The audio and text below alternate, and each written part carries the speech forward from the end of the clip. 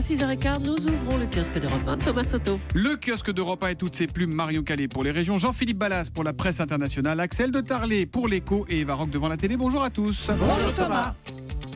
Magnifique. On peut le refaire, c'était trop beau. On commence avec vos quotidiens nationaux. Dialogue social, encore un effort, titre La Croix, le quotidien qui constate que depuis 30 ans, et contrairement peut-être aux apparences, le dialogue social a beaucoup progressé en France. Bon, à la lecture du Figaro ce matin, on se dit que la révolution n'est pas pour aujourd'hui. Hollande ouvre une conférence sociale peu ambitieuse. En page intérieure d'Aujourd'hui en France, la nouvelle ministre du Travail, Myriam El Khomri, met un tacle appuyé à la CGT qui, rappelons-le, boycotte le rendez-vous du jour. La CGT fait le jeu de ceux qui ne croient plus aux syndicats. Les avocats déclarent la guerre à Taubira et font la une du Figaro. La réforme du financement de l'aide juridictionnelle provoque leur colère. Ils lancent donc un appel à la grève générale dans toute la France. Autre problème avec 20 minutes qui s'inquiète des déserts médicaux désormais aux portes des villes et titre « Ma santé va craquer ». Bon, et là vous me dites, il nous plombe avec ces journaux ce matin. Je me suis fait, figurez-vous, la même réflexion. Alors j'ai cherché une histoire un peu plus drôle et je l'ai trouvée dans 20 minutes. Écoutez bien, il y a quelques jours, environ 1000 passagers sans billets ont tenté de monter à bord d'un Boeing d'American Airlines à Dallas, provoquant une agitation générale dans la cabine de l'appareil. Vous imaginez 1000 passagers qui veulent grimper. C'est incroyable, hein? Ouais. Là où ça se complique, c'est que, figurez-vous que la reine des abeilles était allée faire un tour dans l'avion. Et c'est donc sa cour qui a suivi la reine pour... Eh ouais. 1000 abeilles. Exactement.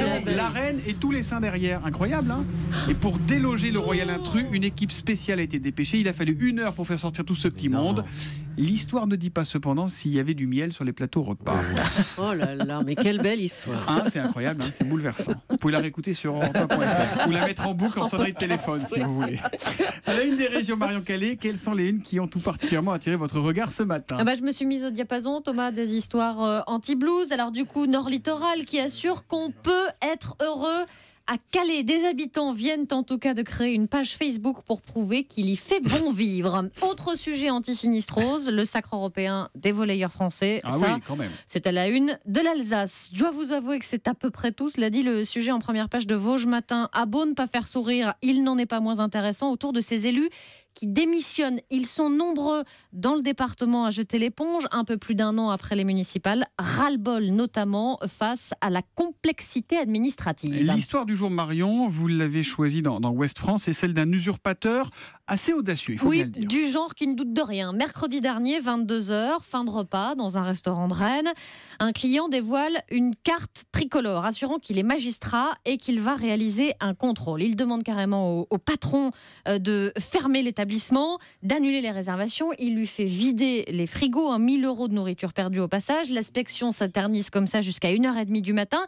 Et ce n'est pas fini parce que le lendemain, notre garçon, il revient avec un avis de fermeture à afficher sur la devanture, un examen des contrats de travail, des pièces d'identité. Finalement, le patron commence à avoir un petit doute. Alors il appelle la police, l'usurpateur se sent un petit peu mal, il est arrêté, il a 21 ans, le garçon, on comprend le doute du patron quand on découvre cela, il est placé en garde à vue, il a été d'ailleurs placé dans une structure psychiatrique avec son accord, mais visiblement il a apparemment réussi à passer un coup de fil pour mettre en garde le restaurateur qu'il n'échappera pas aux sanctions usurpateurs jusqu'au bout. Ça rappelle le film formidable inspiré d'une histoire vraie avec François Cluzet où le type se faisait passer pour un entrepreneur d'autoroute qui avait lancé C'est un peu ça.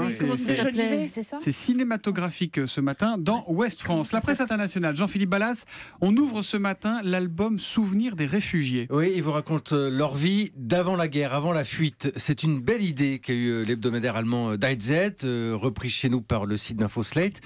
Demander à ceux qui ont tout quitté de montrer tout simplement la photo d'un endroit de chez eux, un lieu qu'ils aimaient par-dessus tout. Il y a notamment le témoignage d'Amjad. C'est un dentiste syrien de 36 ans. Il est installé aujourd'hui en Allemagne et lui se souvient de la grande mosquée de Damas. Dans le bazar situé en face, il y avait, dit-il, la meilleure glace de la ville. Il raconte, le riz au lait frais était écrasé dans des bacs en bois sous tes yeux et puis roulé avec des pistaches. Alors Amjad sourit.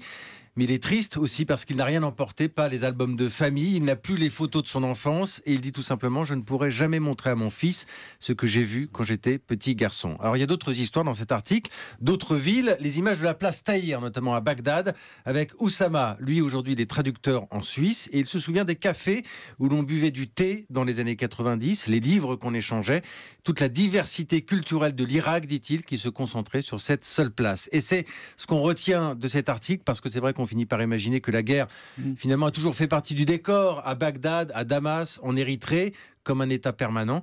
Sauf que les réfugiés, eux, se souviennent qu'il n'y a pas si longtemps, ils vivaient aussi en paix. Il y avait de la vie et des sourires et des bonheurs pour tous ces gens-là également. Merci Jean-Philippe Ballas. Et Eureka, Thomas, à l'origine, le nom du film avec François Cluzet. François Cluzet et il y avait Emmanuel DeVos aussi là-dedans. Oui, très très bon film.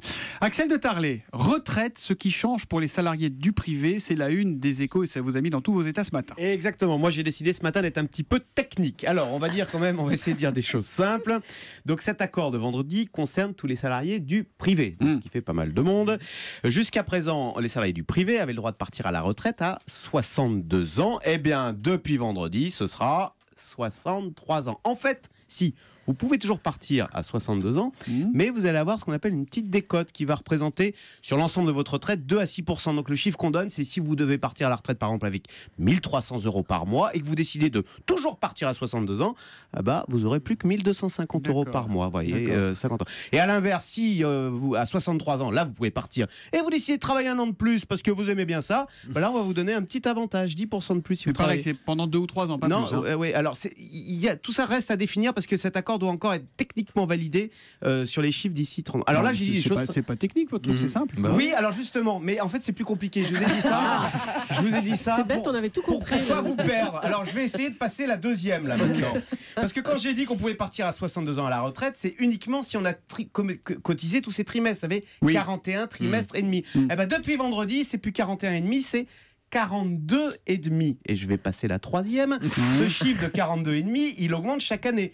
Donc, par exemple, j'ai calculé pour votre cas, je vais essayer d'être concret, Thomas. Mon cas à moi ? Oui, jeudi, vous deviez partir à la retraite après avoir cotisé 43 années, vu votre année de naissance, que j'ai trouvé sur Wikipédia.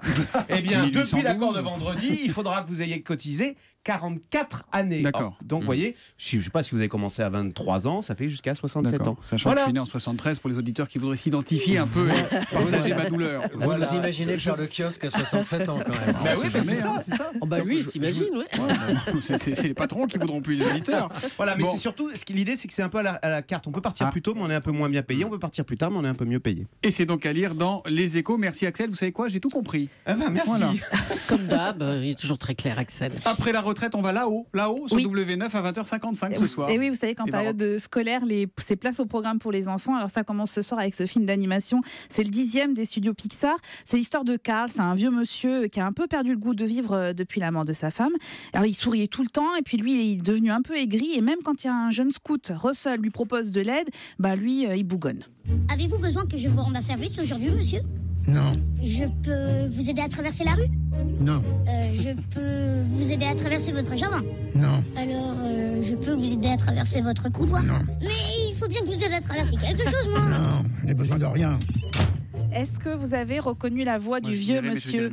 Charles Aznavour. Exactement, c'est Charles Aznavour. Oui. Et alors Carl, il va décider de partir vers les chutes du paradis en Amérique du Sud où il voulait partir avec sa femme.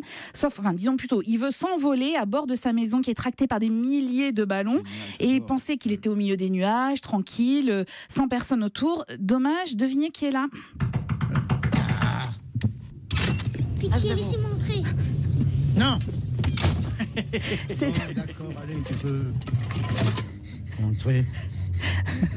C'est encore Russell qui est toujours là, évidemment. Alors c'est parti pour une immense aventure où ils vont croiser un étonnant oiseau, un vieil explorateur extrêmement méchant, puis des chiens qui parlent. Ça avait été présenté en ouverture du Festival de Cannes en 2009. Vous avez compté vos trimestres ? Oui, c'est fatigué. Vous verrez. Ça avait été présenté au Festival de Cannes en ouverture en 2009 et c'est un film qui est un pur bonheur. Il est question évidemment d'entraide, de liberté. C'est un film d'aventure surtout qui est bourré d'humour et d'émotion. Je vous recommande vraiment les 10 premières minutes. Si vous pleurez pas, vous revenez me voir. C'est pas du niveau de Toy Story, mais franchement, je suis à peu près sûre que les parents vont planer autant que les enfants. Bon, les enfants, vous couchez les parents ce soir et vous regardez donc tranquillement là-haut sur W9 à 20h55. Vous savez que c'est un anniversaire aujourd'hui ? C'est l'anniversaire de qui ? Non. Non. Vous savez pas ? Non. Vous savez pas ? Non. Écoutez. C'est quoi C'est l'anniversaire de Motus. Thierry Beccaro, il a 59 ans. Ah, voilà. bah, Thierry Oui, c'est Beccaro, une- C'est tout pas à l'heure quand je Motus. cherchais des informations joyeuses dans la presse, j'ai trouvé que ça. Donc, voilà. Bon anniversaire Thierry Beccaro. Ça lui fait moins de Qui trimestre. Thierry Beccaro? Oh non, Axel, c'est qui Thierry Beccaro? connais C'est un pas, animateur de France 2. Et si on inscrivait Axel de Tarlet à Motus? Les Baroques, c'est votre mission, ok? D'accord, c'est Allez, parti. à demain pour le kiosque. Rideau.